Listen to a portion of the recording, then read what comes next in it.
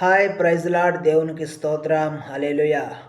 ఆదికాండం 3వ అధ్యాయం 12 వచనములు పూర్తయిన సందర్భంగా దేవాది దేవునిని నీ యొక్క చిన్ని హృదయంతో విరిగినలిగిన మనస్సుతో దేవుడు నీకు అందించిన తన నోటితో పలికి చేవ్రాత చేత వ్రాసి ఇచ్చిన ఆ యొక్క గ్రంథ వాక్యములకై, దానిలో ఉన్న నిజమైన సత్యమునకై, దానిలో ఉన్న నిజమైన జ్ఞానమునకై కృతజ్ఞతాస్తుతితో దేవుని స్తుతించుకుందాం. ఇవి దేవదేవుడు తన పితరులకు మొట్టమొదట అనుభవపూర్వకముగా దేవకీర్తనను దేవుని స్తుతించుట, ఉచితముగా స్తుతించుట ద్వారా వచ్చు శక్తిని వారి హృదయాలు శరీరాలు పొందుకొని దేవుని గణపరుస్తూ పక్షిరాజు వలె ఎగురుకుంటూ తన సన్నిధిని వారిని చేర్చుకున్నాడు. ఆ రీతిగా అట్టి కీర్తన నీవు అభ్యసించిన ఎడల తప్పక దేవుని మహిమను చూచెదవు. ఇందు నిమిత్తమై దాని వరుస క్రమంలో ఈ కీర్తన వచ్చినది.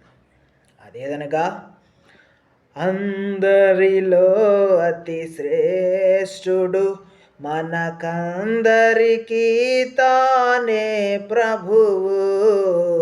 అందరిలో అతి శ్రేష్ఠుడు మనకందరికీ తానే ప్రభువు.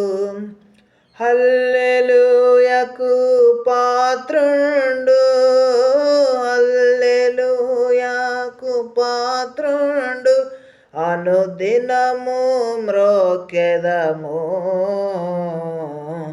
సాగిల పాడి మ్రోకెదము. సత్యముతో ఆత్మతో మన ప్రభు యేసుని సాగిల పాడి మ్రోకెదము. ప్రియమైన దేవుని బిడ్డ, ఆయన ఎవరు? అందరిలో అతి శ్రేష్ఠుడు, మనకందరికీ తానే ప్రభువని.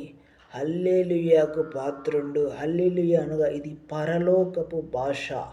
హల్లెలూయా అనేది పరలోకమునకు సంబంధించిన వర్డ్. అది దేవుడు తన ప్రియులకు అందించాడు. అనుదినం మొక్కెదాం, ఎందుకంటే కృతజ్ఞతగా మొక్కవలసిన వాడు ఆయనే కనుక. ప్రియమైన దేవుని బిడ్డ, ఈ లేఖనము యొక్క సారాంశం, ఈ లేఖనం వచనము కీర్తన నీవు పాడినప్పుడు భక్తులు పొందిన శక్తి, భక్తులు పొందిన ఆనందం, భక్తులు పొందిన రక్షణ, భక్తులు పొందిన ఆ నిజమైన స్వాతంత్రము తప్పక నీ చిన్ని హృదయానికి దేవుడు నీకు అందించిన కాక. ఇది చదివినప్పుడు, పాడినప్పుడు, ధ్యానించినప్పుడు, అనుసరించినప్పుడు తప్పన దేవుని ప్రేమ. ఆమేన్, ఆమేన్.